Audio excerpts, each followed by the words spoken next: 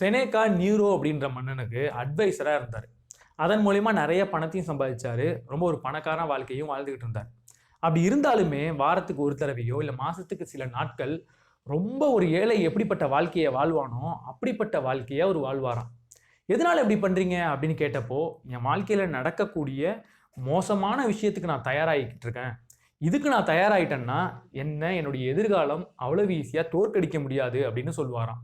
So இங்கே நான் சொல்ல வர்றது நம்ம வறுமைக்கு பழகிக்கணுன்ற அவசியம் கிடையாது. நம்ம எல்லாருக்குமே ஏதோ ஒரு ஒஸ்ட் கேஸ் இருக்கும். ஏதோ ஒரு விஷயத்தை பார்த்து பயந்துகிட்டு இருப்போம். இது நடந்துடக்கூடாது அப்படின்னு நம்ம நினைப்போம். அப்படிப்பட்ட விஷயங்கள் நடக்கிறதுக்கு முன்னாடியே அதுக்கு நம்ம தயார்படுத்திக்கணும்.